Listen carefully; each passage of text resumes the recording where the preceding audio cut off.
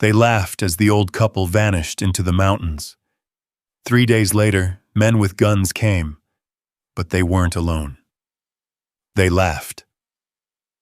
When an elderly couple went to a deserted cabin, 3 days later, a Navy SEAL and dog changed everything. At dawn, their truck disappeared into the San Juan Mountains, leaving behind whispers, judgment, and everything they had lost.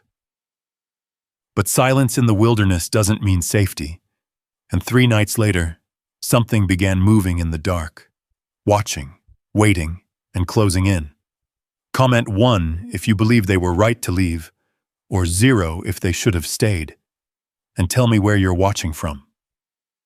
The bell above the door of Miller's Diner gave its usual tired jingle as Franklin Reed stepped inside. But this morning, something felt different. The sound seemed louder, sharper, as if it announced not just his arrival, but his fall. He paused just inside the doorway, hat in hand, boots dusted with the pale dirt of Silver Creek's main road. For 40 years, he had walked through this door without a second thought. He had sat at the same corner booth, ordered the same black coffee, traded the same easy jokes with men who now suddenly found their cups more interesting than his face. The diner hadn't changed. The cracked vinyl seats, the smell of bacon grease soaked deep into the wood, the sunlight slipping through the blinds in long golden lines. It was all the same. Only the way people looked at him had changed. Or worse, the way they didn't. "Morning, Frank," the waitress, Donna, said quickly, her voice softer than usual, like she was afraid of breaking something fragile. She didn't meet his eyes as she poured coffee into a chipped mug already waiting at his usual spot. "Morning," Franklin replied, his voice steady out of habit more than ease.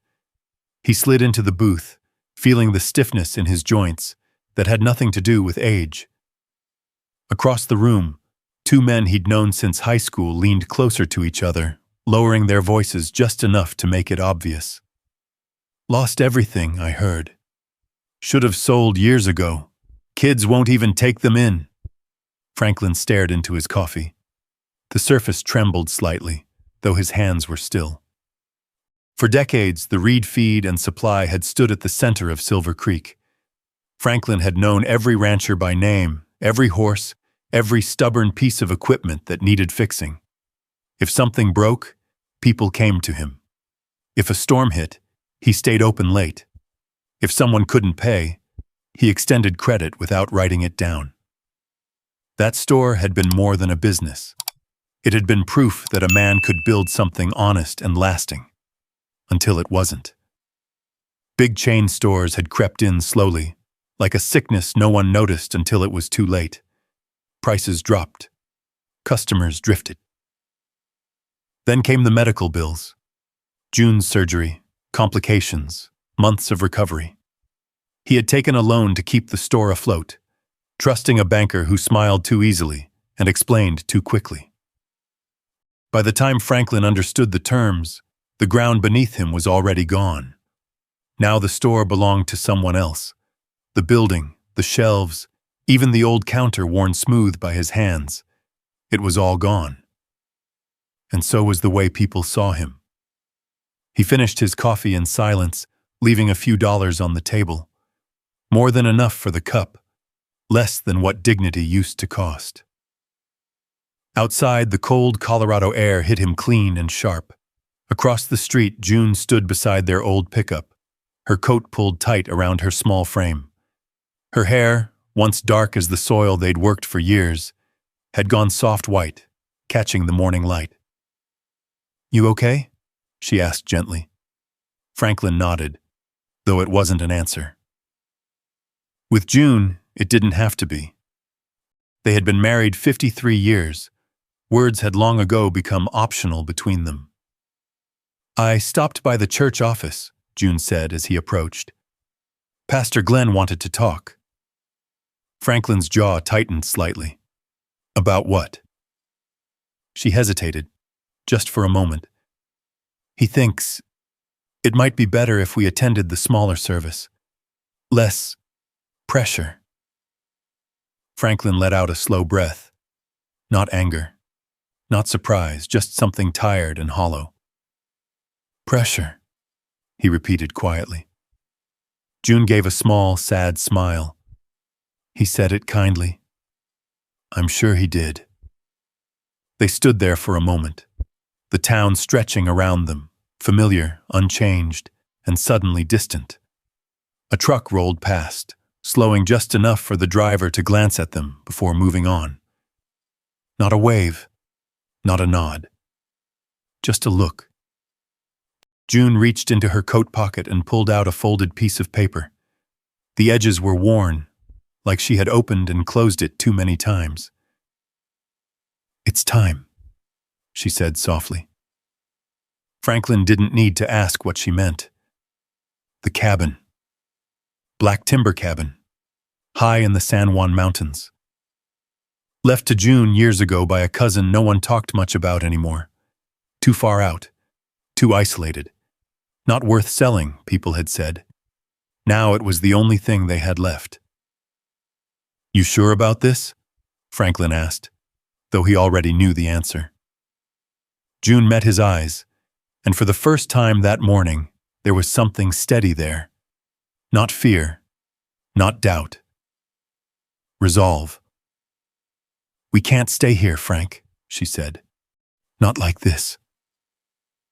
He looked back at the diner, at the hardware store down the road that used to be his, at the church steeple rising above the rooftops, all the places that had once meant belonging. Now they felt like reminders. All right, he said quietly. They began loading the truck, what little they had left. A toolbox, a couple of blankets, boxes of old photographs, a cast-iron skillet June refused to leave behind. No one came to help. No one came to say goodbye. From the edge of town, parked just beyond the last stretch of pavement, another pair of eyes watched the scene unfold. Ethan Cole leaned against the hood of his truck, arms crossed, his posture relaxed in a way that wasn't truly relaxed at all. Beside him sat Ranger, a lean Belgian Malinois with a scar running along his flank and eyes that missed nothing. Ranger's ears upwards were forward, locked on the movement in town. You see it too, huh? Ethan murmured. The dog didn't move, but his gaze didn't waver. Ethan had seen that look before, on patrol in the seconds before something went wrong. It wasn't fear. It was awareness. He followed the dog's line of sight to the reeds, an old man lifting a box that was too heavy for him, an old woman steadying it without a word.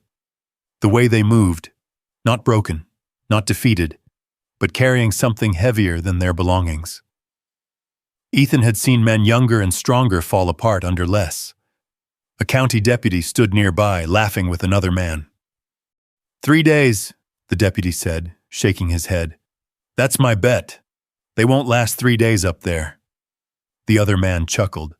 You're generous. Ethan's jaw tightened slightly, but he said nothing. Ranger let out a low, almost inaudible sound. Yeah, Ethan said under his breath. Something's off. The Reeds climbed into their truck. The engine turned over with a rough cough, then settled into a steady rumble. For a moment, they just sat there, hands resting on the wheel, on each other, on everything they were about to leave behind. Then the truck rolled forward. No one waved. No one stopped them. The town of Silver Creek simply let them go. Ethan watched until the truck disappeared around the bend leading toward the mountains. Ranger stood now, alert, tracking something beyond sight. What is it? Ethan asked quietly. Ranger didn't bark. He just stared toward the distant tree line, where the road to Black Timber Cabin began to climb. Ethan followed his gaze, a familiar tension settling in his chest. Not the sharp panic of memory, but something quieter. Instinct. He had learned a long time ago not to ignore that feeling. All right, he said, pushing off the hood of the truck. We'll keep an eye on it. Ranger moved immediately, as if the decision had already been made. Behind them, Silver Creek returned to its routine. Coffee cups clinked. Doors opened and closed. Conversations shifted to easier topics. The laughter faded. But something else had already begun. Far beyond the edge of town, where the road narrowed, the trees thickened, and silence waited. And in that silence, something was watching. Something that had been waiting long before Franklin and June Reed ever arrived. Something that would not stay hidden much longer. And 3 days from now, that silence would break. Everything would change. Because this time, someone was coming who knew how to listen to what the wilderness was trying to say. And he was not alone. The road out of Silver Creek curved past frozen fields and low wooden fences before narrowing into a quiet stretch along Graywater Lake. At the far end, tucked between pine trees and wind-bent brush, sat a weather-beaten trailer with peeling paint and a rusted metal roof that sang in the wind. This was where Ethan Cole lived. Not because he had nowhere else to go, but because it was far enough from everything else. Inside, the space was clean in a way that suggested control, not comfort. Every item had its place. Boots by the door, rifle locked in a case, a small table with a map spread across it, marked with trails, elevations, and routes only someone trained to survive would understand. Ranger lay near the entrance, head resting on his paws, ears twitching at every sound outside. Even at rest, he was working. Ethan stood by the sink, staring at nothing, his reflection faint in the glass of the small window above it. The lake beyond was still, a sheet of dull silver under a pale sky. For a moment, everything was quiet. Then a truck backfired somewhere down the road. The sound snapped through him like a wire pulled too tight. In an instant, the trailer was gone. Dust, heat, the sharp smell of burned metal, voices shouting in a language he didn't understand anymore. The ground shaking beneath him as something gave way. He was back there again, inside the collapsed structure, weight pressing down, air thinning, the world narrowing to noise and pressure and the certainty that he was not getting out. His hands tightened on the edge of the sink. Not here. Not now. A firm weight pressed against his leg. Ranger. The dog moved without hesitation, stepping between Ethan and the window, blocking his line of sight, forcing his attention downward. His nose nudged Ethan's hand once, then again. Ethan's breath came sharp at first, then slower. "Easy," he muttered, though he wasn't sure if he was speaking to the dog or to himself. Ranger stayed close, steady and solid, a living anchor. The sound faded, the trailer returned, the lake, the cold air. Ethan exhaled slowly, running a hand over the dog's head. "I'm good." Ranger didn't move. Not yet.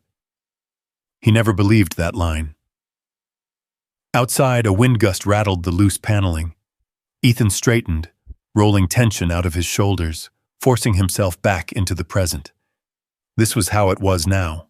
Not every day, but often enough. He had learned to live with it, or at least around it. He moved to the small table, glancing over the map again, though he wasn't really reading it. Ranger finally stepped back, settling near the door once more, but his eyes remained on Ethan, watchful. Always watchful. There was a reason for that. Years ago, in a place far from Colorado, far from snow and quiet and anything resembling peace, Ethan had been buried under concrete and dust. The mission had gone wrong in seconds. It always did. The blast had taken the building and most of the team with it. He remembered the weight, the silence that followed. And then, movement. A shape pushing through debris. A low, determined sound cutting through the ringing in his ears. Ranger. Younger then. Faster. Covered in dust and blood that wasn't his. The dog had found him when no one else could. Had dug, clawed, pulled, refusing to stop until Ethan could breathe again. That was the moment everything changed. Not just survival, a debt, one that could never be repaid, only honored. A knock sounded against the trailer door, pulling Ethan back. Ranger was on his feet instantly, posture shifting, alert but controlled. Ethan opened the door to find Mara Jensen standing outside, her ranger jacket zipped up against the cold, her breath visible in the air. "You look like you slept," she said, studying his face. "Don't get used to it," Ethan replied. She gave a small nod, used to his tone. "Got something you might want to take a look at." Ethan stepped aside, letting her in. She moved to the table, spreading out a different map, one marked with fresh circles and notes. "Been getting reports," she said. "Unregistered vehicles on the old logging roads near Black Timber Ridge. Tracks that don't match any current permits. And," she hesitated, tapping one of the circles, "we had a surveyor miss his check-in 2 days ago. Last ping was somewhere up this way." Ethan leaned in slightly, eyes scanning the markings. "That area's been quiet for years," he said. "Exactly," Mara replied. "Too quiet." Ranger moved closer to the table, nose hovering over the map, then lowering slightly, as if catching something that wasn't there. Ethan noticed. "What else, Mo?" he asked. Mara exhaled. "Locals think it's nothing. Hunters, maybe. But I've been out there. Something doesn't sit right." Ethan didn't answer immediately. Instead, his mind flicked back to the road leaving town. The Reed's truck. The look in their eyes. Not fear of the mountains. Something else. "They went up there this morning," he said. Mara frowned. "Who?" "Franklin and June Reed. Took that old cabin property off Black Timber." She shook her head slightly. "That place? It's barely livable." "They didn't have a choice." Ranger shifted again, a low sound building in his chest. Ethan looked down at him. "You remember that road?" The dog's ears sharpened. Mara followed the exchange. "He's picking something up?" "He doesn't like it," Ethan said simply. Ranger let out a quiet growl, not aggressive, alert. Ethan straightened. "All right," he said. "We'll take a look." Mara gave a small, relieved nod. "I was hoping you'd say that." Ethan grabbed his jacket, movements efficient, practiced. Ranger was already at the door before he reached it. Outside, the air had grown colder. The sky pressed low over the mountains, heavy with the promise of snow. As they climbed into the truck, Ethan glanced once more toward the distant line where the road disappeared into the forest. 3 days. That's what the deputy had said. Ethan didn't believe in predictions like that, but he did believe in patterns, and something about this one felt wrong. The engine turned over, steady and familiar. Ranger sat upright beside him, eyes fixed ahead. They pulled onto the road, leaving the quiet of the lake behind and heading toward the rising dark of the mountains, toward Black Timber Ridge, toward whatever had already begun there. And this time, Ethan wasn't walking into it blind, because he had learned something the hard way. The wilderness didn't lie, if you knew how to listen. And Ranger always listened first. The road narrowed as it climbed. What had once been a clean stretch of asphalt gave way to cracked pavement, then gravel, then finally a thin, winding trail of packed dirt that disappeared into the trees like something half forgotten. Pine branches leaned low over the path, brushing the sides of Franklin Reed's truck as he guided it forward with careful hands. The mountains rose around them, silent and unmoving, their peaks dusted in early snow. The air grew thinner, colder, sharper with every mile. June sat beside him, one hand resting lightly on the folded deed papers in her lap. The other held the edge of the seat as the truck bounced over ruts and stones. Neither of them spoke for a long time. The town was gone now. The noise, the looks, the quiet judgment that had followed them everywhere. It had all fallen away behind them. Out here, there was only the road and the silence. Franklin adjusted his grip on the wheel. "You still have that letter?" June hesitated, then nodded. "I do." She didn't unfold it. Not yet. The paper felt heavier than it should have, as if the words inside carried something she wasn't ready to release. The truck climbed higher. They passed an old wooden sign, barely hanging from a crooked post, its paint faded almost beyond reading. Black Timber Ridge.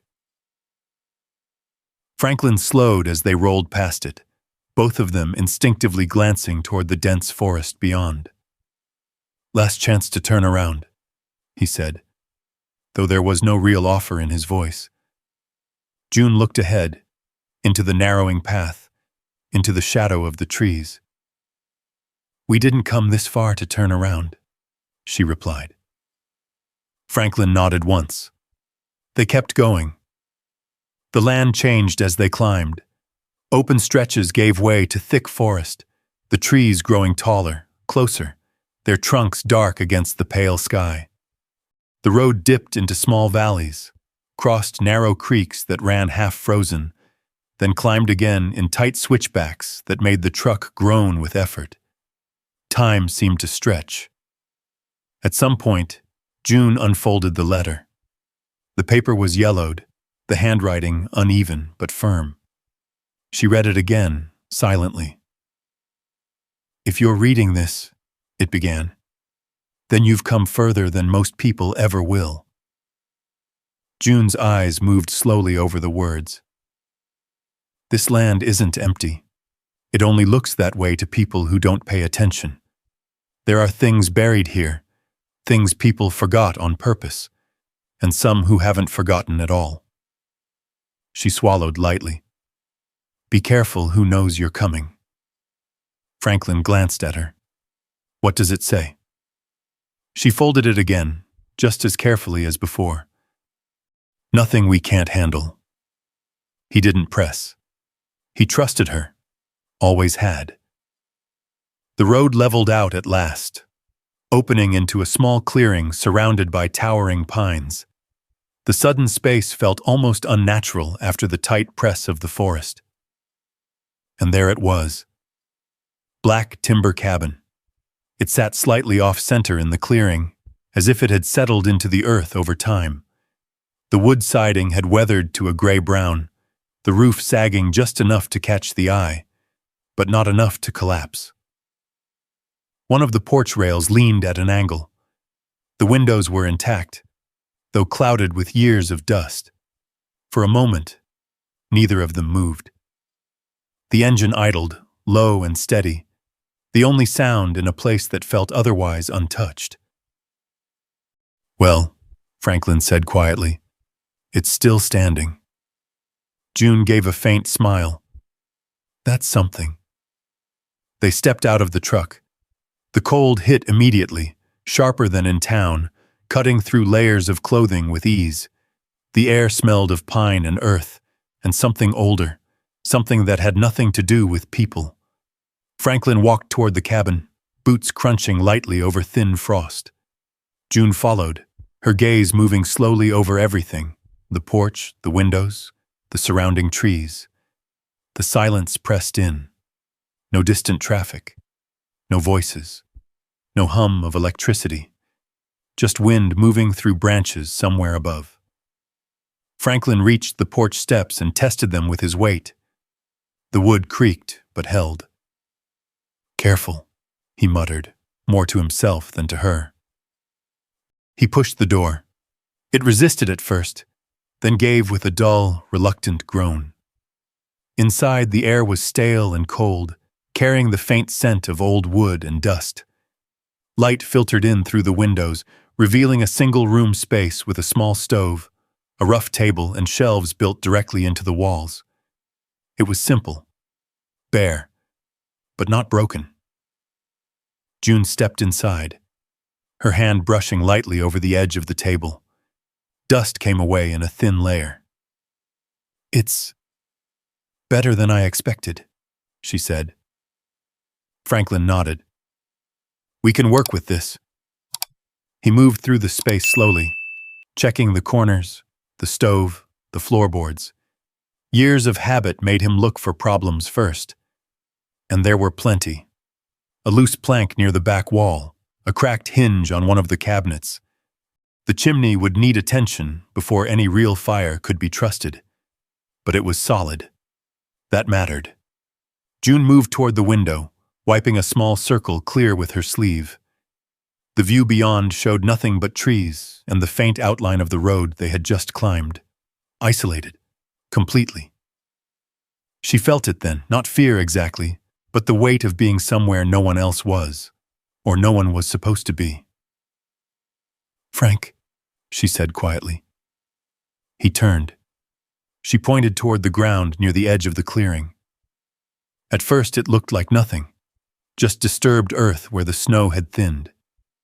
Then Franklin stepped closer and saw it. Tracks. Not animal. Tire marks. Fresh enough that the edges hadn't softened yet. He straightened slowly, scanning the tree line. "Did you see anyone on the way up?" he asked. June shook her head. "No." Franklin walked a few steps farther, following the marks with his eyes. They led off the road, cut slightly toward the side of the cabin, then disappeared near the trees. "Could be old," he said, though he didn't sound convinced. June unfolded the letter again, just enough to glance at the first line. "This land isn't empty." She folded it back up quickly. "Maybe someone came through," she said, trying to keep her voice steady. Franklin looked at her, then back at the trees. "Maybe." But neither of them believed it. The wind shifted. A low sound moved through the branches, soft but steady, like something passing between them. Franklin turned his head slightly, listening. For a moment, everything felt watched. Then the sound was gone. Only the stillness remained. He exhaled slowly. "Let's get inside. We've got work to do." June nodded.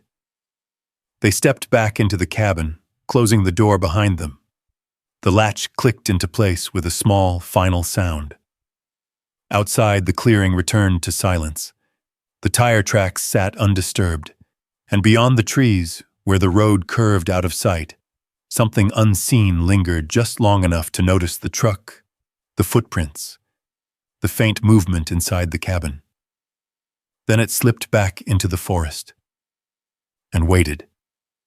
The first night at Black Timber Cabin settled in slowly, like the cold itself, quiet at first, then impossible to ignore. Inside, Franklin worked methodically, clearing a space near the stove while June wiped down the table and shelves with a damp cloth. Dust lifted into the air, catching in the dim light, turning every movement into something visible, almost fragile. "Let's get a fire going before it drops any colder," Franklin said, crouching near the stove. He moved with the care of someone who had spent a lifetime fixing things that weren't meant to break. Each motion deliberate, each adjustment measured. The stove resisted at first. Then, with a soft crackle, the kindling caught. Warmth spread slowly, pushing back the edge of the cold. June let out a quiet breath. "That's better." They ate that night in silence. Simple canned soup warmed over the stove, shared from chipped bowls they had brought with them. The quiet between them wasn't empty. It never had been.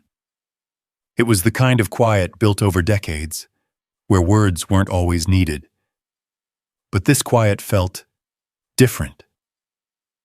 Heavier. Outside, the wind moved through the trees in long, low sighs. Every so often, it shifted direction, brushing against the cabin walls with a sound that almost resembled footsteps. June paused once, spoon halfway to her mouth. "Did you hear that?" Franklin listened. Only the wind. Just the trees, he said. She nodded, though she didn't look convinced. That night, they slept lightly. The bed creaked with every movement, the old mattress offering little comfort. Franklin lay on his back, staring at the ceiling, listening to the rhythm of the wind, and to everything else. A branch snapping somewhere in the distance, a soft scrape against wood. Then silence. Again and again. He turned his head slightly toward the window. Nothing. Just darkness. Morning came pale and cold. The sky was a washed-out gray, the kind that promised snow later in the day. Frost clung to the edges of the windows, and their breath hung faintly in the air until Franklin fed the fire again. They worked without much conversation.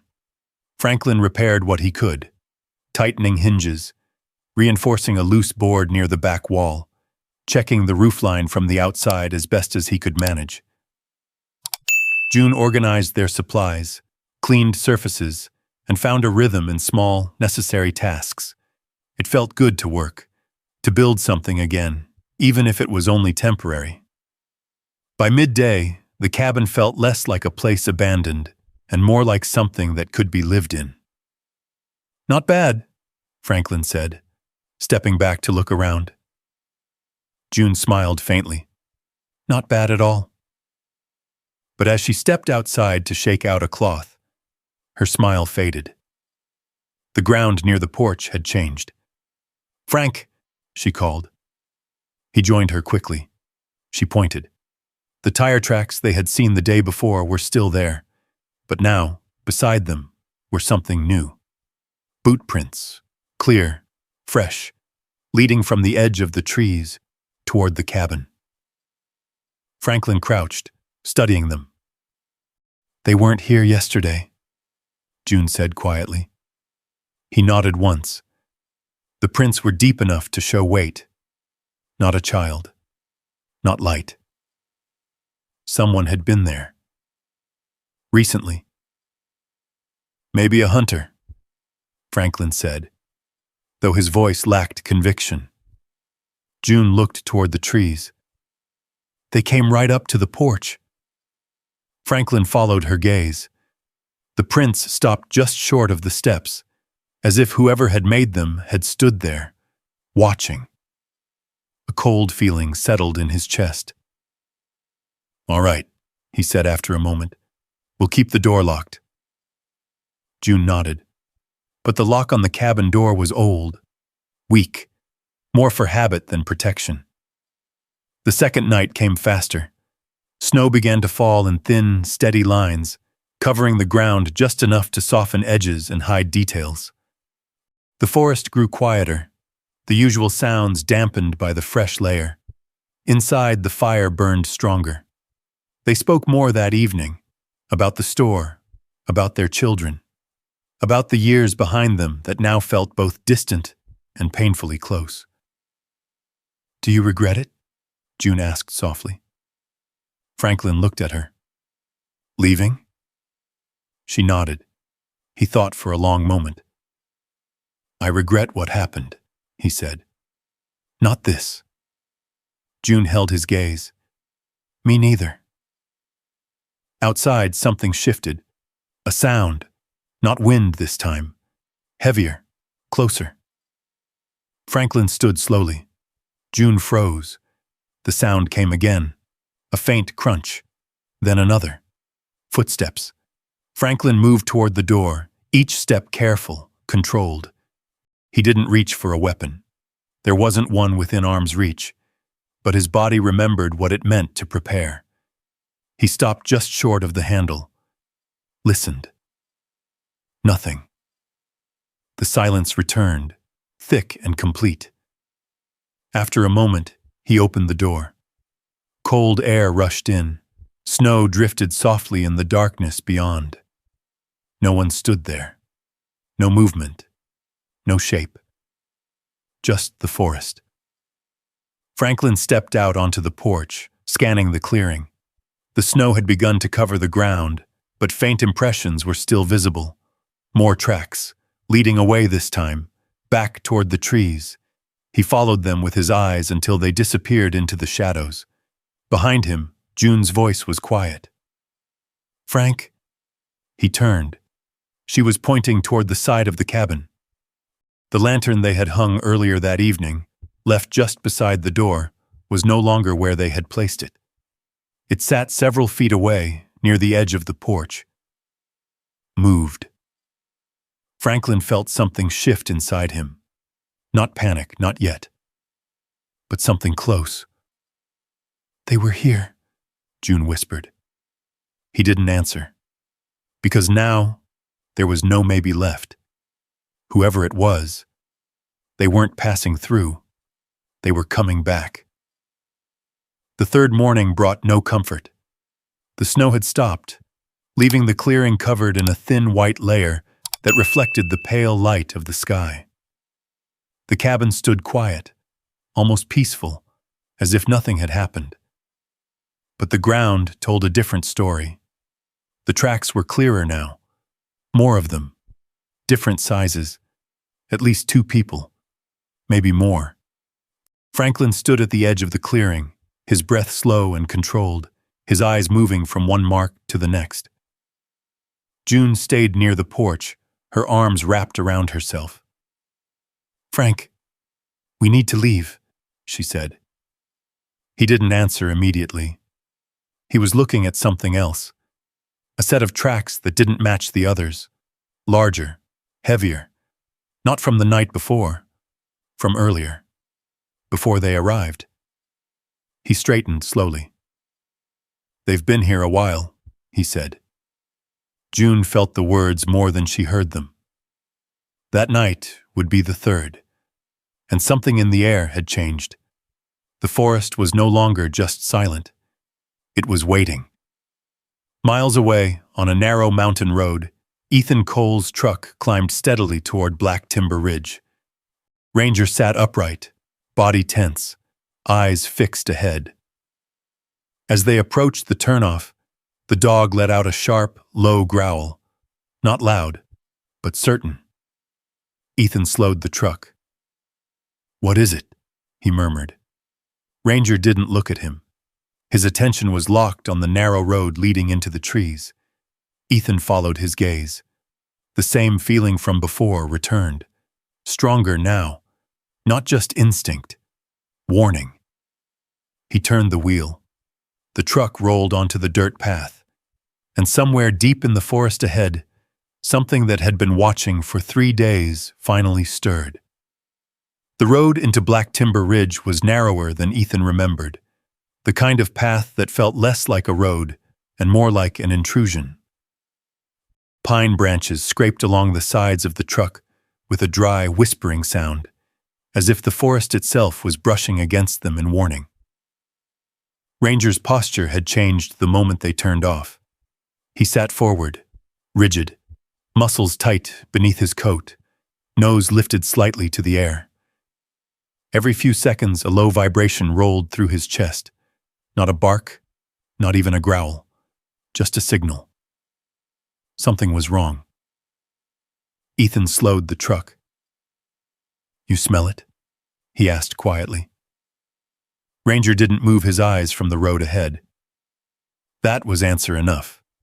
The terrain climbed steadily, winding through dense forest and patches of open ground where snow still clung in uneven layers. The sky above had darkened, the light thinning as clouds gathered over the peaks. Ethan's hands rested steady on the wheel, but his awareness had sharpened. He scanned everything. Tracks, breaks in the tree line, anything out of place. Halfway up the ridge, he spotted it. Tire marks. Fresh.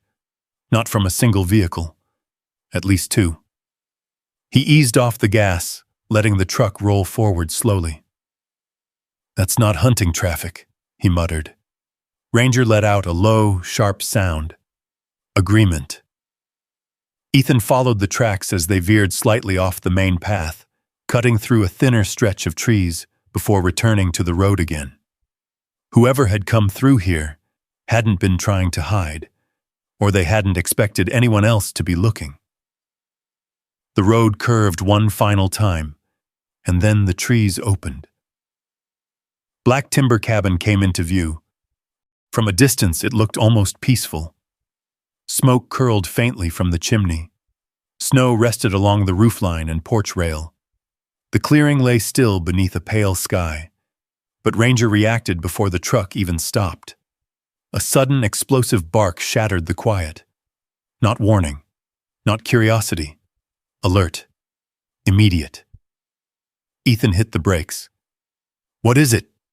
he said, already reaching for the door. Ranger was out the moment it opened, boots hitting the ground with controlled force as he moved ahead of Ethan, body low, scanning, tracking. The dog didn't run toward the cabin. He circled wide first. Clearing. Checking. Ethan followed, slower but just as focused, his eyes moving from the cabin to the surrounding tree line. Tracks. More of them than he expected. Multiple directions.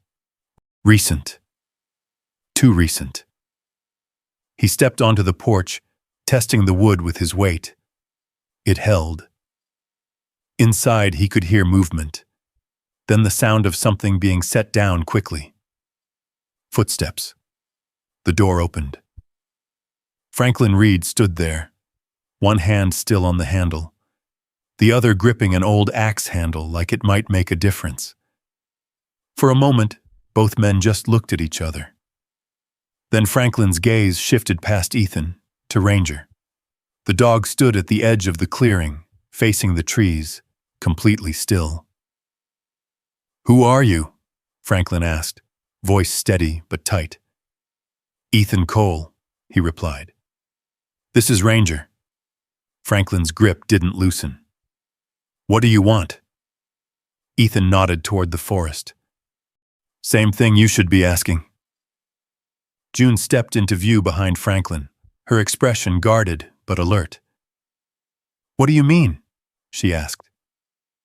Ranger moved suddenly, not toward them, toward the side of the cabin. He lowered his head, sniffing the ground, then followed a path along the wall, stopping near the corner where the cabin met the tree line. He froze, then growled, low, deep. Ethan stepped off the porch, following him. Franklin hesitated, then followed as well. "What is it?" June called softly from behind. Ethan didn't answer immediately. He crouched near Ranger, eyes scanning the ground. There, hidden beneath a thin layer of fresh snow, boot prints. Not from earlier. From today. Close. Too close. "They've been here," Ethan said. Franklin's chest tightened. "We know."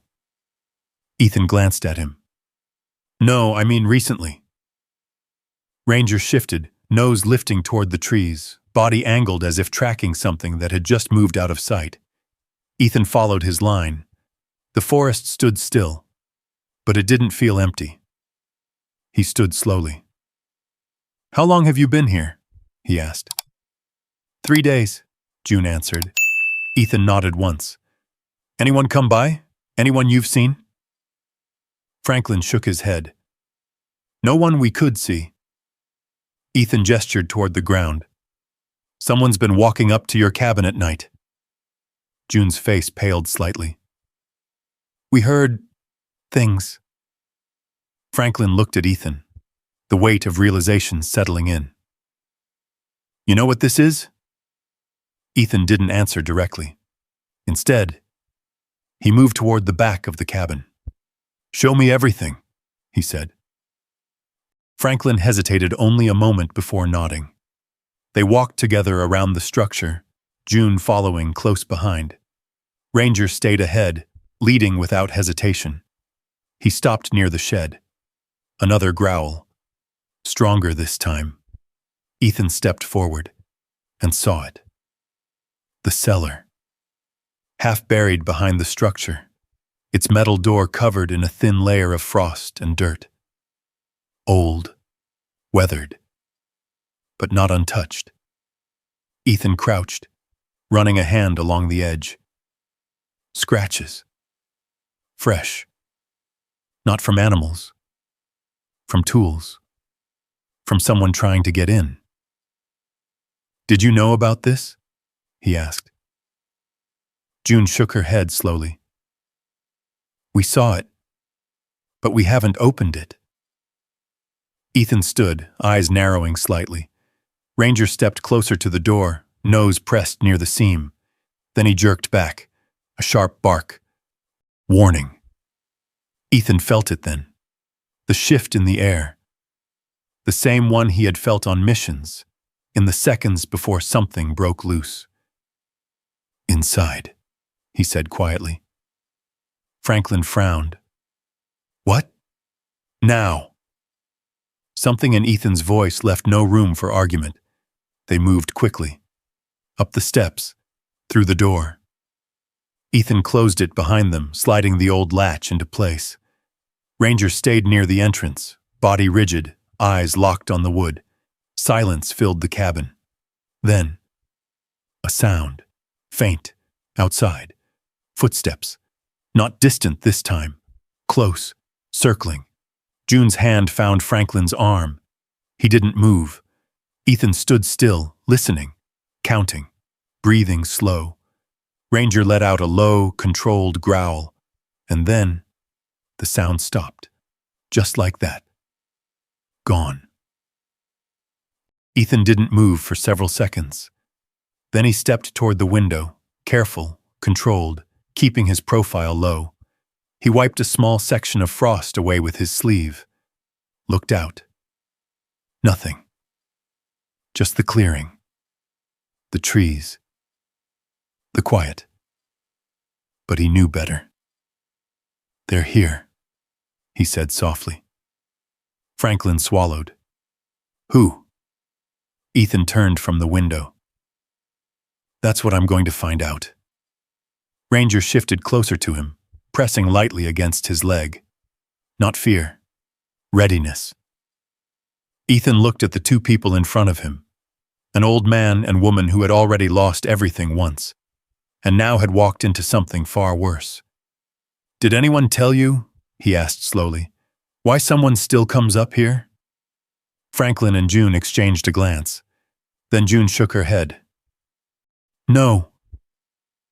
Ethan's gaze moved briefly toward the cellar door outside, then back to them.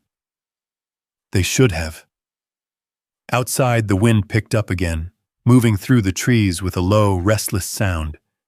But beneath it, something else remained, watching, waiting. And now, aware that it was no longer alone. The cabin held its breath.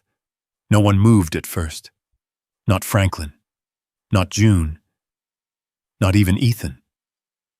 The air inside felt heavier, like the walls themselves were listening.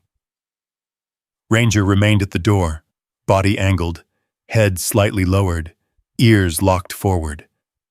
Every muscle in him was tuned to something outside the reach of human senses. Ethan finally broke the stillness. "They won't rush," he said quietly. "Not yet." Franklin's voice was low. "You sound like you know them." "I know the type," Ethan replied. June stepped closer to the table, steadying herself with one hand. "Then tell us." Ethan looked between them. For a moment, something in his expression softened. Not weakness, but recognition. "I need to understand what brought you here," he said. "Everything." Franklin hesitated. June didn't. She moved to her coat, reached into the inside pocket, and pulled out the folded letter. The paper had softened from being handled too many times. "I found this with the deed," she said. Ethan took it carefully, unfolding it. The handwriting was uneven but deliberate. "If you're reading this," he read aloud, "then you've come further than most people ever will." His eyes moved quickly over the rest. The warnings. The mention of things buried. The quiet suggestion that danger had never left. Ethan folded the letter slowly. Walter Grady, he said. June nodded. My cousin. Ethan looked up. You said he owned this place? Years ago, she replied. He left it to me, but we never came out here. He was private. After he came back from Vietnam, he changed. Ethan gave a faint, knowing nod. They all do, June continued. He stopped visiting, stopped calling. The last thing we heard was that he was looking into something. Land disputes, maybe. Water rights. No one really knew. Franklin added quietly. Then he disappeared. Ethan's eyes sharpened slightly. Disappeared how? Just gone, June said. No body. No answers. People said he walked off into the mountains and never came back. Ethan glanced toward the door. Ranger hadn't moved, still listening. He didn't walk off, Ethan said. Franklin frowned. You don't know that. Ethan met his eyes. I know what it looks like when someone leaves on their own. A pause. This doesn't feel like that. June felt a chill that had nothing to do with the cold. What are you saying? Ethan stepped toward the small window again, keeping his profile low as he looked out. I'm saying this place wasn't abandoned, he said. It was left. For what? Franklin asked. Ethan didn't answer immediately.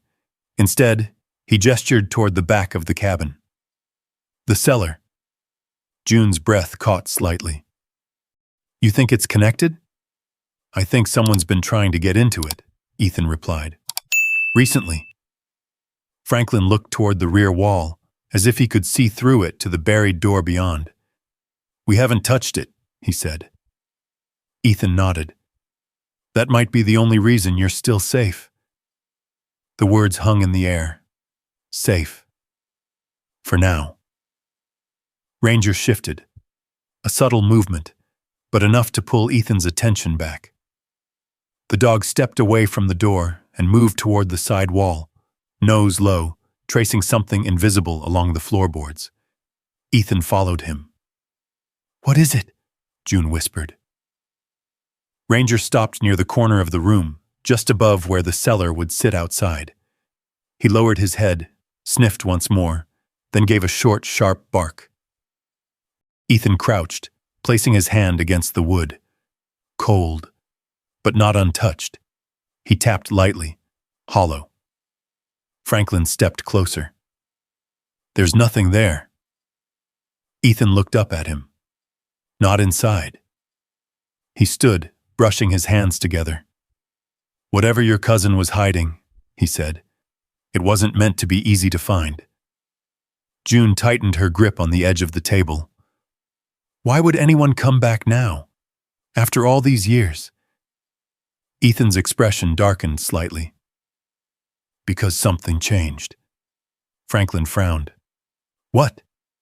Ethan glanced at the letter in his hand. You did, he said.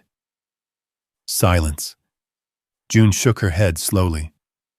That doesn't make sense. It does, Ethan replied. If someone knew this land held something valuable, something dangerous, they'd keep an eye on it.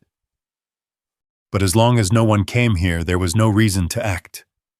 He stepped closer, his voice lower now. But the moment you showed up, you became a problem. Franklin felt the weight of that settle in his chest. You're saying they want us gone. Ethan didn't soften it. I'm saying they expected you not to matter. June's voice was barely above a whisper. And now we do? Ethan nodded once. Ranger moved again, this time heading back toward the door. He stopped, listened, then let out a low growl. Ethan's body reacted instantly, tension returning like a switch had been flipped. They're still out there, he said. Franklin stepped closer to the door, though he didn't reach for it. What do we do? Ethan's answer came without hesitation. We don't give them what they want. June looked at him. Which is? He met her gaze. Panic, movement, mistakes. The fire in the stove cracked softly behind them, the only warm sound in a room that felt increasingly surrounded. Ethan moved to the center of the cabin, his mind already working through angles, timing, patterns. We wait, he said. For what? Franklin asked. For them to think we don't know, Ethan replied. Outside, the wind shifted again. The trees whispered, and somewhere beyond them, hidden in the spaces between light and shadow, the watchers adjusted. They had seen the new arrival, the man, the dog, and they understood something now that they hadn't before. This wasn't just an elderly couple anymore. This was a problem.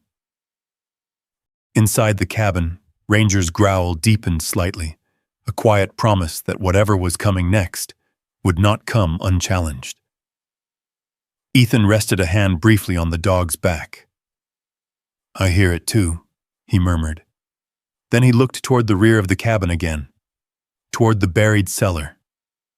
Whatever Walter Grady had left behind, it wasn't just a warning. It was a message, and someone out there was willing to come back for it, no matter who stood in the way. The fire had burned low by the time Ethan made his decision. We don't wait until dark, he said. Franklin looked up. You just said, I said we don't panic, Ethan replied calmly. But we also don't stay blind. June stepped closer. You think it's in the cellar?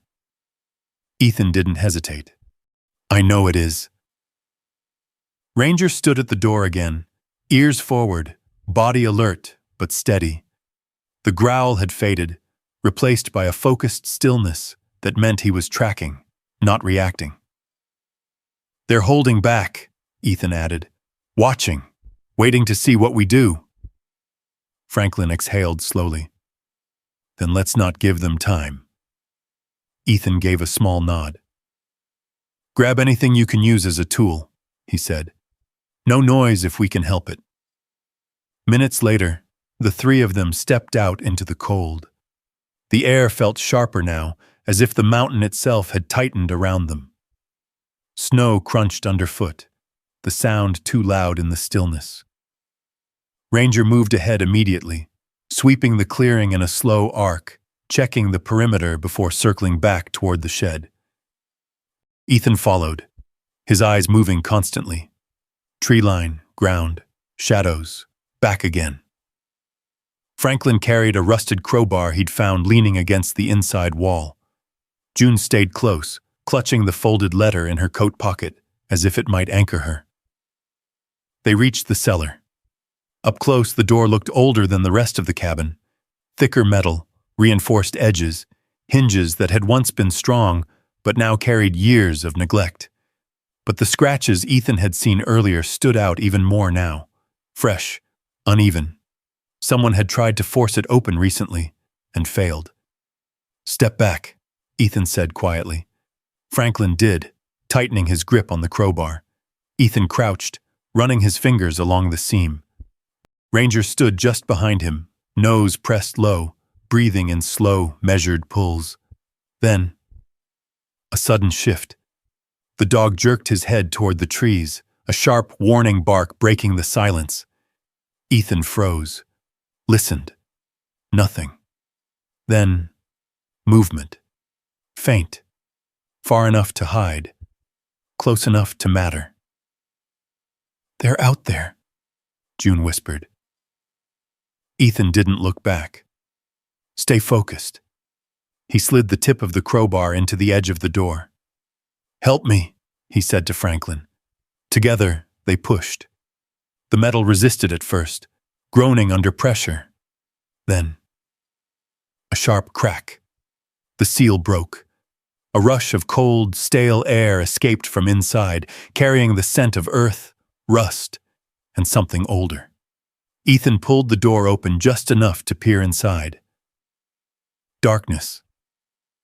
Complete. He reached into his jacket, pulled out a small flashlight, and flicked it on. The beam cut through the black. Stone walls, packed dirt floor. And then, shapes. Boxes. Stacked carefully, not scattered. Ethan stepped down first. Ranger followed without hesitation. Franklin and June exchanged a glance, then moved after them.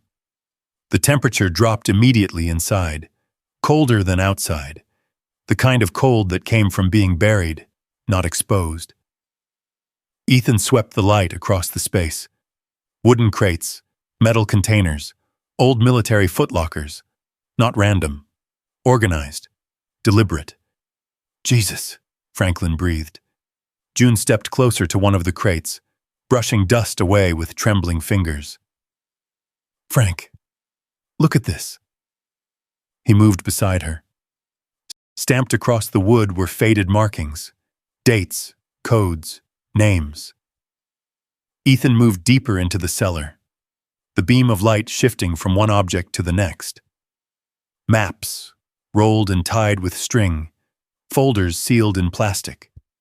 A recorder, old but intact. This wasn't storage. This was evidence. Your cousin didn't just hide things, Ethan said quietly. He built a record. June's voice was unsteady. Of what? Ethan picked up one of the folders, opening it carefully. Inside were documents, land transfers, water rights agreements, signatures repeated across multiple pages. He flipped through them quickly. The same names kept appearing. Gavin Voss, Dale Harker, Len Mercer. Ethan's jaw tightened. This is bigger than I thought. Franklin looked over his shoulder. What is it? Ethan didn't answer immediately. Instead, he handed the folder to June. Read the names. She did. And then she froze. Her eyes caught on one name, a name she knew, a name she had trusted. Pastor. Glenn Mercer? She whispered. The words barely made it out. Franklin's head snapped toward her. That's not... It is, she said, her voice breaking slightly. That's his name. Silence filled the cellar, heavy, unforgiving. Ethan took the folder back slowly. Looks like your town's been hiding more than gossip, he said. Ranger moved suddenly. A sharp, aggressive bark echoed off the stone walls. Ethan turned. The dog wasn't looking at them. He was looking up, toward the cellar door. Ethan killed the flashlight. Darkness swallowed them instantly. Don't move, he whispered. Above them. A sound. Footsteps. Slow. Careful. Not trying to be heard. But not afraid of being found either. Franklin felt his pulse hammer in his chest. June's hand found his, gripping tight. The footsteps stopped, right above the door. A long pause. Then, a faint metallic scrape. Someone testing the edge. Ethan's voice dropped to a whisper. They know.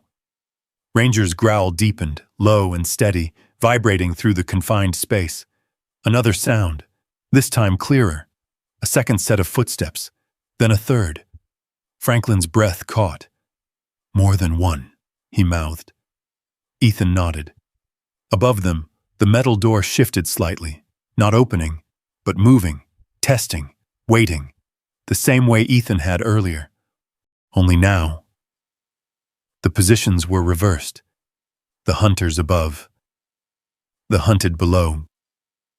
June closed her eyes for a brief second, then opened them again. Steady. They won't stop, she whispered. Ethan didn't look at her. No, he said quietly. They won't. The light outside dimmed as a shadow passed over the opening. And in that moment, deep beneath the cabin, surrounded by secrets that had been buried for years, The truth became clear. They had found what was hidden. And now, the people who had been searching for it had found them. The cellar held its breath. Above them, the faint scrape of metal stopped. Silence followed. Not empty silence.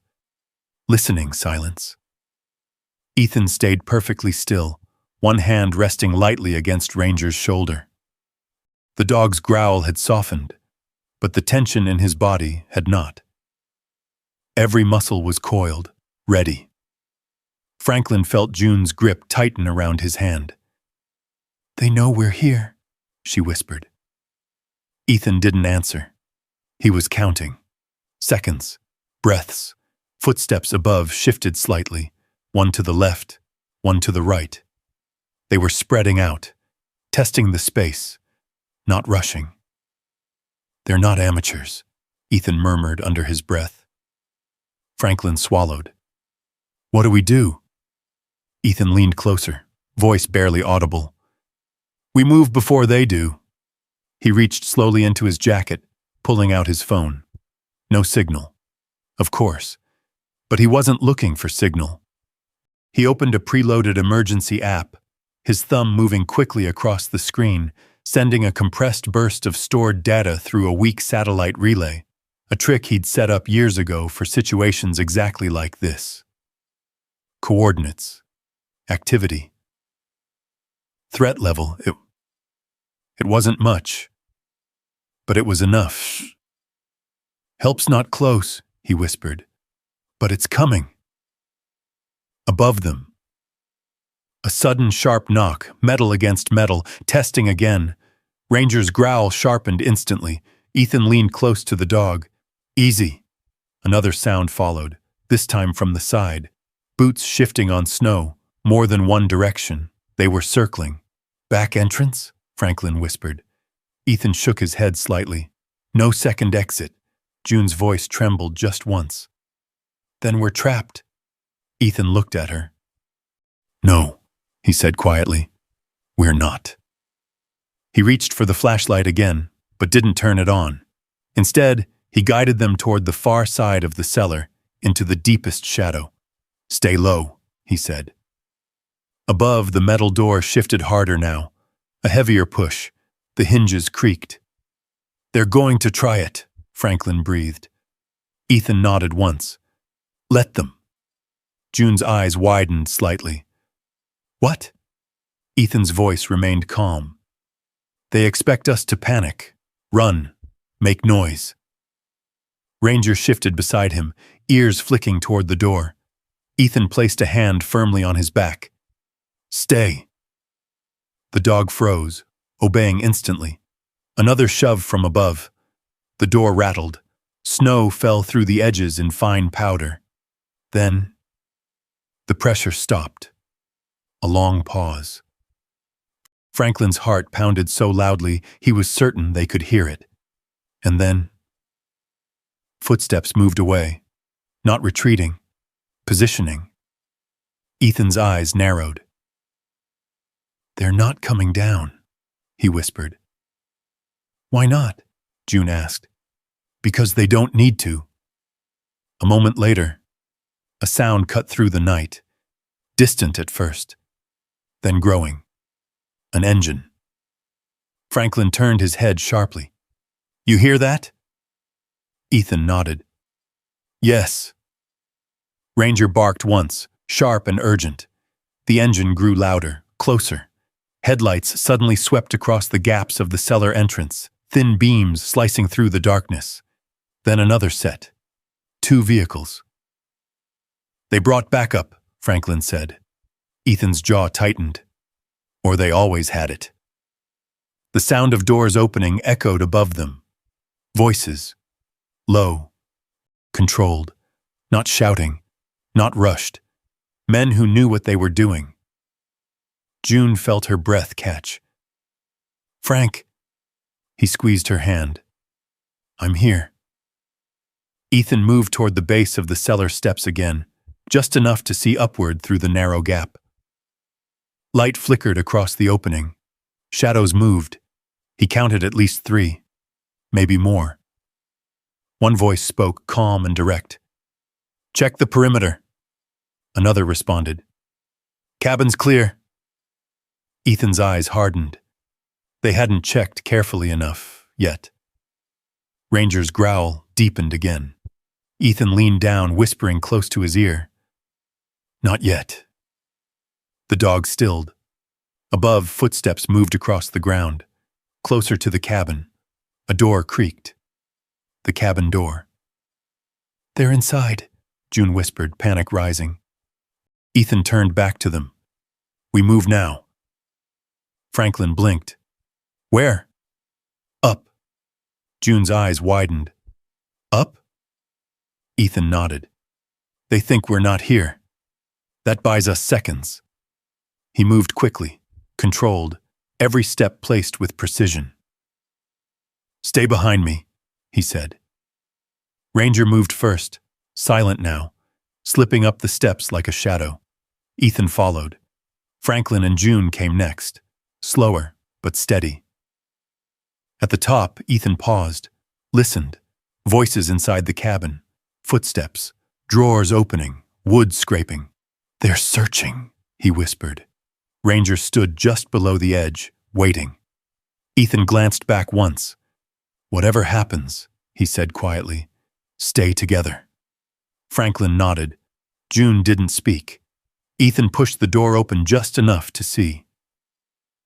The cabin interior was dim, lit only by the fire's low glow and a flashlight beam sweeping across the walls. Two men, one near the table, another by the stove. A third voice outside. Ethan pulled back. "Three inside, one outside," he whispered. Franklin's grip tightened on the crowbar. June steadied herself. Ranger looked up at Ethan, waiting. Ethan's breathing slowed, controlled, focused. This was familiar ground. Not the place, but the moment. The shift from watching to acting. He gave Ranger a single, silent signal. The dog's body tensed. "Ready." Ethan looked at Franklin and June, then back toward the opening. "Now," he said, and in the next heartbeat, the silence broke. Ranger moved first. Not with noise, not with hesitation. One moment he was still beside Ethan, and the next he was a blur of controlled force, launching through the narrow opening and into the cabin with a speed that left no room for reaction. A shout cut through the room. "Hey!" Too late. Ranger hit the nearest man at knee level, driving him sideways into the table. Wood splintered, a chair overturned, and the flashlight beam spun wildly across the walls. Ethan followed through the doorway, low and precise, using the confusion to close distance. He didn't shout, didn't waste movement. His focus locked onto the second man near the stove. "Stay down," Ethan said, voice sharp and commanding. The man froze just long enough for Ethan to step in, control the space, and push him back against the wall, forcing him to drop what he was holding. Behind him, Franklin and June emerged from the cellar, the sudden chaos overwhelming but grounding at the same time. This wasn't watching anymore. This was survival. Outside, a voice called out, "What's going on in there?" Footsteps moved quickly toward the door. Ethan turned his head slightly. "Frank! Door!" Franklin reacted instantly, grabbing the edge of the door and pulling it shut just as the third man reached the porch. The impact rattled the frame, but Franklin held it, bracing his weight against it. "Don't let it open," Ethan said. "I've got it," Franklin grunted. Inside, Ranger released the first man, who scrambled back, clutching his leg, breathing hard. The dog didn't pursue. He repositioned immediately, between Ethan and the threat, eyes locked, waiting. Always waiting for the next move. Ethan stepped back just enough to take control of the room. "Who sent you?" he demanded. No answer. The man against the wall stayed silent, eyes calculating. Ethan didn't press. He didn't need to. He could hear it already. More movement outside. More than one. They're not stopping, June said quietly. Ethan nodded. No. The pressure against the door increased.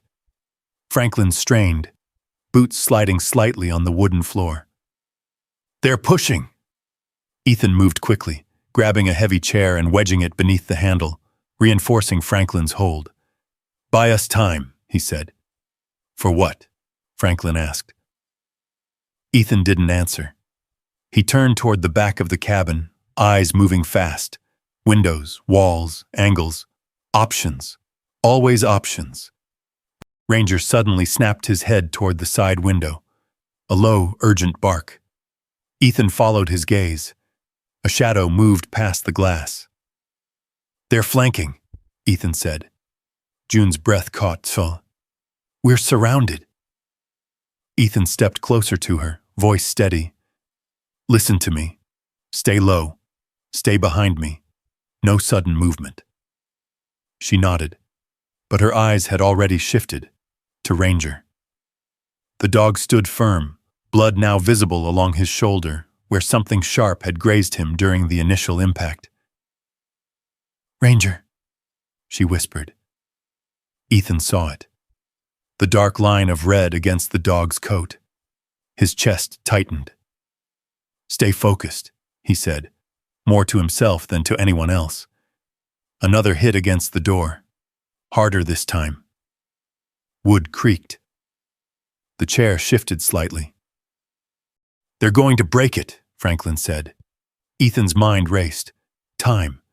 He needed time. Then, a distant sound. Faint, but unmistakable. Sirens. Far off, but coming. Ethan allowed himself one small breath of relief. They heard the signal, he said. What signal? June asked. Back up. The word changed something in the room. Hope. Small, fragile, but real. Outside, the pressure on the door intensified. The men knew it too. They were running out of time, which made them more dangerous. Move, Ethan said suddenly. He guided June and Franklin toward the far corner, away from the door, away from the windows. Ranger followed, positioning himself between them and every possible entry point. Another strike. The door frame splintered. Franklin staggered slightly as the force pushed through. Then, a sharp crack. The latch gave. The door burst inward. Cold air flooded the cabin as two men forced their way inside. Everything slowed. Ethan moved. Fast. Precise. He stepped into the space before they could fully enter, using the narrow doorway to limit their movement, controlling angles the way he had been trained to do years ago. Ranger lunged again, not to attack, but to disrupt, forcing one man back just enough to break their coordination. It worked, but not cleanly. A sudden motion, a flash of metal, then a sharp sound. Not loud, but enough. Ranger yelped, short, sharp. Ethan froze. Just for a fraction of a second. Ranger stumbled, his front leg faltering as he dropped to one knee before catching himself. The world shifted. Ethan's vision narrowed. Sound faded. Dust. Heat. The same pressure in his chest. The same moment. Collapsed walls, shouting. Ranger dragging him. The past crashed into the present with brutal force. Ethan! June's voice cut through it. Sharp. Clear. Present. Look at him! Ethan blinked. Reality snapped back. Ranger stood, but barely. Blood spread across his shoulder, dark and fast. The dog's eyes found Ethan's. Not fear. Trust. Absolute. Ethan dropped to one knee beside him, hands moving instantly, pressing against the wound. Stay with me, he whispered. The fight around them blurred, Franklin shouting, movement at the doorway. But Ethan's world had narrowed to one point. The dog. Ranger's breathing was uneven, but steady. Still there. Still fighting. "Frank," June said, her voice suddenly calm, controlled. "Boil water, now!" Franklin moved without question. June knelt beside Ethan, her hands steady despite everything. "You're here," she said to Ethan, her voice firm. "Not there. Here." Ethan's breath hitched once, then steadied. "I know," he said quietly. June met his eyes. "Then act like it." Something shifted. Not the fear, not the memory, but the control. Ethan nodded once. "Pressure," Isantase said, adjusting his grip on Ranger's wound. "We stop the bleeding first." Ranger didn't move, didn't pull away. He leaned into Ethan instead. Trusting, always trusting. Outside, the sirens grew louder, closer now. The men at the door hesitated. One looked back toward the sound. "Go," the other muttered. They pulled back, retreating into the trees just as quickly as they had come. The cabin fell quiet again, broken, shattered, but still standing.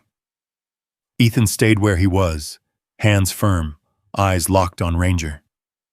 "Stay with me," he repeated. And this time, the dog didn't just hear him. He stayed. Ranger's breathing was shallow but steady. Each rise of his chest a quiet promise he wasn't ready to let go. Ethan kept pressure on the wound, his hands firm, controlled, even as the tremor beneath the surface threatened to return. The smell of blood, the sound of his own breath, the memory trying to pull him backward. It was all there.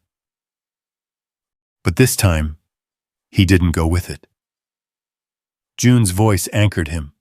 "Stay with him," she said calmly, her hands already moving, tearing strips of cloth, pouring hot water Franklin had managed to bring from the stove.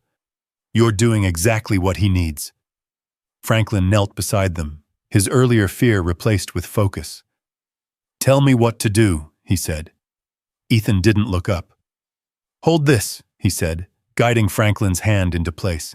"Steady pressure. Don't let up." Franklin nodded, jaw set. June worked quickly, cleaning the wound with care that came not from training, but from years of tending to people she loved. The cut was deep, but not as bad as it had first seemed. The bleeding slowed under pressure. "He's strong," she said quietly. "He's holding." Ethan exhaled slowly, tension easing just a fraction. "Yeah," he murmured. "He always does." Outside, the distant sirens grew louder, echoing faintly through the mountains. Then, headlights, flashing red and blue against the snow. Vehicles climbed the ridge, engines cutting through the silence that had settled after the attackers fled. Franklin looked toward the broken door. "They're here." Ethan didn't move. Not yet. He stayed with Ranger. Moments later, voices filled the clearing. "Sheriff's Department! Anyone inside?" Boots hit the porch. The door, already damaged, pushed open with a sharp creak. A deputy stepped in first, hand raised, not in threat, but in caution. He stopped when he saw the scene. The overturned table, the broken chair, the blood on the floor, and in the center of it, an old couple, a wounded dog, and a man who didn't look like he was ready to step away from either. "Everyone all right?" the deputy asked. Ethan finally looked up. "We are now," he said. More officers moved in behind the first, scanning the space, then moving quickly to secure the perimeter. "2 vehicles spotted heading down the ridge," one of them called. "We've got units moving to intercept." "Good," another replied. The deputy knelt slightly, taking in Ranger's condition. "We've got a medic in the 2nd unit. He'll be up in a minute." Ethan nodded once. "He needs it." June leaned back slightly, her hands still steady despite everything. "He'll make it," she said quietly. Ethan looked at her. He wanted to believe that. Outside, the clearing filled with controlled movement. Radios, boots, commands passed in low voices. The chaos from moments ago had shifted into something structured, contained. For the first time since stepping onto the ridge, the balance had changed. Not safe, but no longer helpless. Hours later, the cabin had been secured. Temporary repairs held the door in place. The broken furniture had been pushed aside. The stove burned steadily again, filling the space with warmth that felt earned. Ranger lay on a thick blanket near the fire, his shoulder bandaged, his breathing stronger now. The medic had done what he could, cleaned the wound, stitched what needed stitching, left instructions and supplies. "He's lucky," the man had said before leaving. "Tough dog." Ethan had only nodded. He already knew that. Franklin stood near the window, looking out at the flashing lights that still painted the trees in shifting colors. "Never thought I'd see this up here," he said quietly. June joined him. "Neither did I." Down the mountain, Silver Creek was just beginning to feel the ripple. News traveled fast in small towns, faster when it involved sirens, faster still when it involved names people thought they understood. At the sheriff's office, files were pulled, records reviewed, connections drawn. Gavin Voss's office lights burned late into the night as investigators arrived with questions he couldn't easily answer. At the county records building, Dale Harker found himself standing in front of a locked cabinet he had always controlled, now sealed with official tape. And in a quiet office behind the church, Pastor Glenn Mercer sat alone, staring at a name written in a report he had hoped would never surface again. The town that had once whispered about the Reeds now found itself whispering for a very different reason. Back at the cabin, the Reeds' children arrived just before dawn. Megan came first, her car pulling into the clearing too fast, tires sliding slightly on the thin layer of ice. Scott and Rachel followed close behind. They stepped out into a scene they hadn't expected. Not ruin, not helplessness, but something else entirely. The cabin stood damaged, but not broken. Franklin met them at the porch, standing straighter than they remembered. June stood beside him, her hands calm, her eyes clear. And inside, Ethan sat on the floor beside Ranger, one hand resting lightly against the dog's side. Megan's voice shook. "Mom? Dad?" June smiled faintly. "We're all right." Scott looked past them, taking in the scene. "What happened here?" Franklin exhaled slowly. "Truth caught up to some people." Rachel stepped inside, her eyes landing on Ranger. "Oh my God." Ethan looked up. "He's going to be fine," he said. Rachel nodded, though her eyes stayed on the dog. Megan turned back to her parents, her voice softer now. We thought you needed help." June met her gaze. "We did," she said. Megan glanced toward Ethan. "And we got it." Silence settled over them for a moment. Not heavy, not uncomfortable, just real. Scott shook his head slightly, trying to process it all. "I don't understand how this even—" "You don't need to," Franklin said gently. "Not yet." Outside, the last of the emergency vehicles began to pull away, leaving the clearing quiet once more. But it was a different kind of quiet now. Not the kind that hid something. The kind that followed something being uncovered. Ethan remained where he was, his focus still on Ranger, his hand steady. For the first time in a long while, he hadn't run from the past. He hadn't been pulled under by it. He had stayed, just like the dog beside him. and as the first light of morning began to touch the edges of the mountains. The story that had started with laughter in a small town was beginning to crack something much deeper, not just in Silver Creek, but in the people who had believed they could bury the truth and never have it found. Morning came slowly to Black Timber Ridge, the kind of light that didn't rush, just crept across the snow, turning it from cold blue to pale gold, revealing what the night had tried to hide. The cabin stood quiet now. No sirens, no engines. Just wind moving through the pines, soft and steady, like the mountain itself was breathing again. Inside, the air was warmer, still carrying the faint scent of smoke, of antiseptic, of something that had been broken and held together anyway.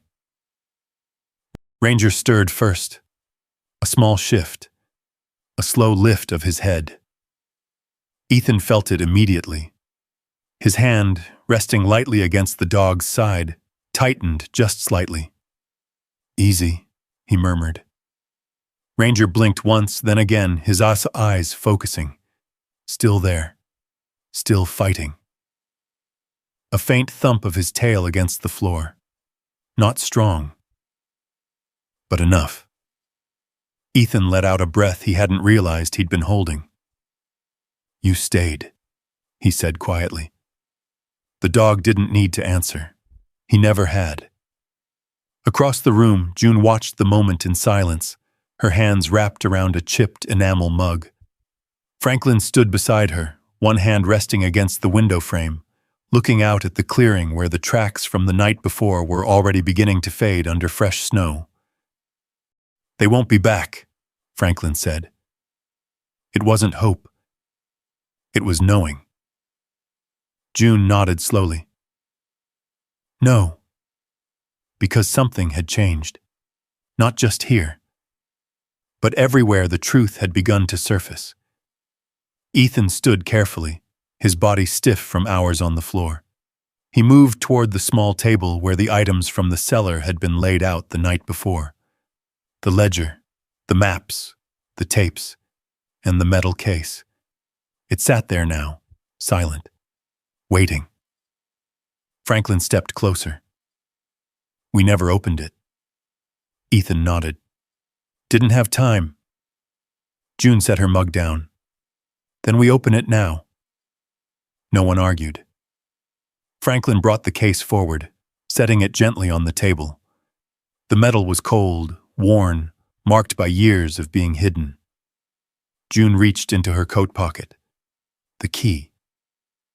She held it for a moment, not because she hesitated, but because she understood. Whatever was inside was going to change things, not just for them, for everyone. She inserted the key, turned it. A soft click. The sound felt louder than it should have. Franklin lifted the lid slowly. Inside. Not money, not weapons. Paper. Carefully organized. Protected. Preserved. Ethan stepped closer, his eyes scanning quickly. Legal documents. Signed affidavits. Property transfers. Photographs. Names. Dates. Connections. All of it pointing to the same pattern. Land taken. Water diverted. Records altered. People pushed out. Quietly. Systematically. And then, at the bottom, a letter. June recognized the handwriting immediately. Her breath caught. "Walter." She picked it up, unfolding it with care. The paper was yellowed, but the ink still clear. She read silently at first, then aloud. "If you're reading this, it means the truth didn't stay buried." Her voice trembled slightly, but she continued. "I didn't keep this place hidden because I was afraid. I kept it hidden because I was waiting." Franklin's hand found hers. "Waiting for who?" June's voice softened. for someone who had been pushed to the edge, someone who had lost everything the world told them mattered, but still held on to who they were. Ethan's eyes lifted slightly. June kept reading. This cabin isn't just land. It's a second chance. Not for people who want power, but for people who deserve peace. Silence settled over the room. Heavy, but not in the way it had been before. This was different. This was understanding. Franklin exhaled slowly. He knew. June nodded. He knew someone like us would come. Ethan stepped back slightly, his gaze shifting from the letter to the room around him. To the cabin. To the mountains beyond it. To the life he had been standing just outside of. All this time. Ranger shifted again behind him, a quiet reminder. You're still here. Ethan closed his eyes for a brief moment, then opened them. Something had changed. Not outside, inside. He had come here to help, to fix something, to protect. But somewhere along the way, he had found something he hadn't been looking for. A place that didn't measure him by what he had lost. A place that didn't expect him to be anything other than what he was. June folded the letter carefully. This wasn't just about exposing them, she said. Franklin nodded. It was about giving someone else a way forward. Ethan looked at them both. And you took it. June met his gaze. So did you. He didn't answer. Not right away. Outside, a truck engine approached slowly. Different from the night before. Not urgent. Not threatening. Just steady. Mara Jensen stepped out of the vehicle, her boots crunching against the snow as she walked toward the cabin. She paused at the porch, taking in the repaired door, the quiet, the absence of chaos. Then she knocked once before stepping inside. Morning, she said. Ethan nodded. Morning. She looked around, her eyes settling briefly on Ranger. He made it. Ethan's voice was quiet. Yeah. Mara allowed herself a small smile. Good. Then her expression shifted. Business. They're moving fast down in Silver Creek, she said. Search warrants, arrests, everything tied to what you found. Franklin crossed his arms. It's over? Mara shook her head slightly. No, but it's breaking. June held the letter closer. That's enough. Mara looked at the documents on the table. And this? She asked. Ethan glanced at the metal case. It finishes it. Mara nodded slowly. Then we'll make sure it does. She turned back toward the door, then paused. You staying? She asked Ethan. It wasn't just about the case. It never had been. Ethan looked down at Ranger, at the bandage, at the steady rise and fall of his chest, then at Franklin, at June, at the cabin, at the mountains beyond it. I don't know, he said honestly. June smiled softly. You don't have to decide today. Mara nodded once. Fair enough. She stepped outside again, leaving the door open just enough for the mountain air to slip back in. Fresh, cold, alive. Inside, the three of them stood in quiet understanding. Not everything was fixed, not everything was known, but something important had shifted. The truth had been uncovered. The past had been faced. And the future, for the first time in a long while, didn't feel like something to survive. It felt like something that could be chosen. Weeks passed. Not quickly. Not slowly. Just the way time moves when people stop measuring it by what they've lost and start noticing what they're building. Black Timber Cabin no longer looked abandoned. The broken fence had been repaired. each post set firm against the wind. The porch steps, once soft and uneven, now stood solid beneath new boards Franklin had cut and fitted himself. Smoke rose steady from the chimney each morning, thin and clean against the mountain sky. Inside, the cabin had changed in quieter ways, not bigger, not modern, but lived in. The walls held warmth now, photos placed carefully on shelves, a quilt June had mended laid across the bed, tools hung where they could be reached without searching. A place that had once hidden something, now held something new. Life. Ranger recovered slowly.